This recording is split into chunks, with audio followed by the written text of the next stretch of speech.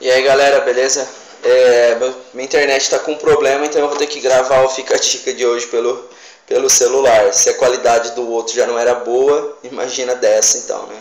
Mas tá valendo. Pessoal, o que eu quero comentar com vocês hoje, e essa é a minha opinião, e não estou falando especificamente de igreja nenhuma com relação a isso que eu vou dizer, mas uma matéria que eu vi hoje no jornal, no programa da Record, aquele que é uma cópia do Fantástico, não lembro, acho que é Domingo Espetacular, alguma coisa assim, falando de um pastor, acho que de Minas, que havia publicado um texto criticando a nova minissérie da Globo, O Canto da Sereia, Música da Sereia, alguma coisa assim. E dizendo que não era para os evangélicos assistir esse programa, porque ele era uma alusão, ou estava pelo menos fazendo uma propaganda da Umbanda, Candomblé, isso, aquilo, outro. Aqui eu quero fazer um parênteses, porque eu acredito que Deus não nos proíbe de fazer nada. Na verdade, Deus nos dá o livre-arbítrio e nós escolhemos se fazemos ou se não fazemos. Então eu acho que toda pessoa que vem querer proibir o outro de fazer algo em nome de Deus, para mim está indo contra Deus e não a favor de Deus, indo contra a palavra dele. O que eu acho que a gente tem que fazer é aconselhar. Olha, eu acho que você não deve fazer isso, mas essa é a minha opinião, a escolha é sua. Fecha esse parênteses então.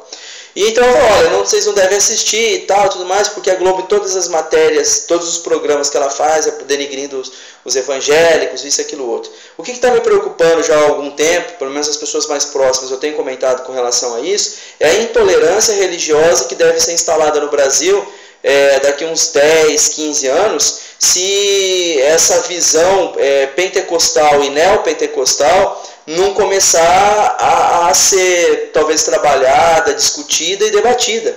Se bem que os neopentecostais são aqueles que pregam a teoria da prosperidade, que é a Igreja Universal do Reino de Deus, aquela uma do R.R. Soares, Mundial do Poder de Deus e algumas outras. São igrejas que pregam mais ou menos assim: você quer um carro, então você tem que dar o valor do carro na igreja. Não vejo base bíblica para isso também, porque aquela parte que fala lá, aquele que pouco planta, pouco colherá, e aquele que muito planta, muito ceifará, está falando da pregação da palavra de Deus e não está falando de dinheiro, né? Mas fechado esse ponto aí também, vamos continuar. E o que me preocupa é então o crescimento não, mas o que me preocupa é essa visão dos pentecostais, que tudo é culpa do demônio, que tudo é culpa do diabo. Por exemplo, o marido brigou com a esposa, aí vai lá conversar com ela, não, porque a culpa é do demônio, é do diabo, isso, aquilo outro. Falta um pouco de sabedoria em saber, por exemplo, o pastor e ele analisar que talvez o marido chegou cansado do trabalho em casa, não estou falando de agressão física, hein? Chegou cansado em casa do trabalho, encontrou o arroz queimado e aí eles tiveram uma discussão. Talvez tivesse um pouco mais de sabedoria e o pastor sentar e conversar com esse casal e falar, olha, é assim e tal. Você precisa ter um pouco mais de calma com sua esposa precisa estar um pouco mais atenta, isso. Não é tudo culpa do diabo, gente, assim como também não é tudo culpa de Deus, né? A pessoa vai lá e consegue comprar um carro, escreve no vidro traseiro, olha, a promessa de Deus, mas foi financiada em 400 vezes, né? E tem que pagar tudo, e encontra com o irmão indo a pé no meio da chuva para a igreja, não dá carona. Ué, mas que promessa de Deus é essa? Promessa de Deus é escambau, velho. Isso é enganação e querer se pagar de santo. Quer dizer, então, que para aquele que tem o carro, então ele é mais abençoado com que não tem carro? Olha para onde nós caminhamos, olha para onde o evangelho está indo, gente. Né? Se a gente pegar, por exemplo, perceber, 80% do Novo Testamento foi escrito dentro de prisões. Foi escrito dentro de cadeias, de cavernas, porque os autores estavam fugindo da perseguição. E hoje o que a gente vê é que uma pessoa espiritualmente bem, estabilizada, é aquela que tem bom salário, que tem bom dinheiro, que mora numa boa casa e que tem no mínimo pelo menos 2 carros. Aonde está escrito isso na Bíblia, gente? E eu costumo dizer, e posso até ser um pouco meio duro agora nessa palavra, mas Deus está preocupado com o carro que a gente tem, com a casa que a gente tem, com a nossa, até com a nossa saúde, né? Deus está preocupado com o nosso coração, se de fato nós tomamos uma decisão por Jesus, se de fato a nossa vida foi transformada, e principalmente se nós paramos de cuidar da vida dos outros, que é o que mais acontece em tudo quanto é lugar. Mas, voltando lá na intolerância religiosa que eu estava comentando, partindo desse princípio então de que tudo é culpa do diabo, do demônio, eu não estou defendendo a Globo, porque eu acredito que a Globo ela tem os seus interesses, né, comerciais, financeiros, Nessa mesma matéria desse programa espetacular aí da Record, é falado sobre a gravação dos CDs evangélicos pela Ação Livre. A Ação Livre é uma gravadora da Globo, como todo mundo sabe.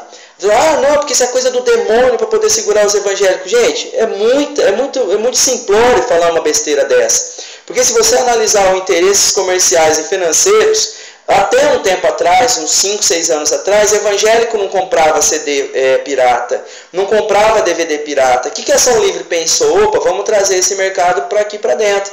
É um grupo que está crescendo, que está se expandindo, então vamos trazer eles para cá e vamos produzir o trabalho deles. Foi isso que aconteceu. Nada mais, nada menos do que isso. E é interessante porque, passado esse tempo, é difícil encontrar uma casa de evangélico que não tenha pelo menos um CD pirata ou um DVD pirata. É sacanagem, velho, mas essa que é a realidade. Então, o interesse da Globo não tinha nada a ver, ia ser do demônio para poder calar a boca do Fernandinho, da Ana Paula Valadão, do André Valadão, do Davi Sassi, não sei o que. Era estritamente financeiro. Está havendo um crescimento do mercado evangélico, então vamos pegar esse nicho então, e vamos vender produto. A realidade é essa. Está havendo conversas entre pastores, por exemplo, da Assembleia de Deus com a direção da Globo, para que em alguma novela da emissora tenha pelo menos uma mocinha que seja evangélica. Gente, agora o que eu fico impressionado é que os nossos meios de comunicação gospel estão mais preocupados em falar mal da Globo, do SBT, da Record, de não sei quem, se bem que do SBT ninguém fala nada com relação ao evangelho, do que com coisas interessantes para nós mesmos.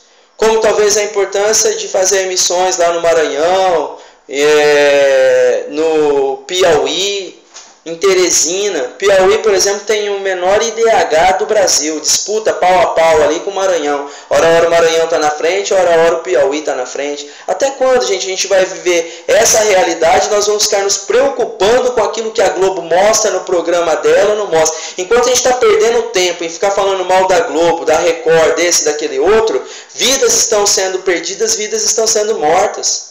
A realidade é que é essa. Agora, querer acreditar que um dia a Globo vai ser extremamente evangélica, protestante ou gospel, será que é ilusão e utopia? Ou será que bom é a Record? Que ela é de um bispo, pelo menos se diz bispo, e que só mostra pornografia, engano, nas madrugadas roubando dinheiro, tirando dinheiro das pessoas, enganando as pessoas, chamava a Globo de grande prostituta, e hoje a Record é uma prostituta muito maior, porque era para se ter conhecimento da palavra e viver verdadeiramente a palavra. Todos os diretores da Record são bispos ou pastores. Quem é a maior prostituta hoje, a Record ou a Globo? Então, gente, vamos parar com essa utopia de tudo é culpa do diabo, tudo é culpa do demônio, não sei o quê. E quando a gente acontece alguma coisa, não, é Deus que quer, isso, aquilo outro. Gente, vamos deixar de ser simplórios e vamos viver a realidade. A realidade é que Deus coloca 2 caminhos sempre para nós. Quem faz a escolha somos nós. Não é nem A, nem B, nem C, nem D. Então, esse é o Fica a Dica de hoje, um pouco longo. E espero os comentários aí para a gente poder debater mais. Um abraço a todos e até a próxima.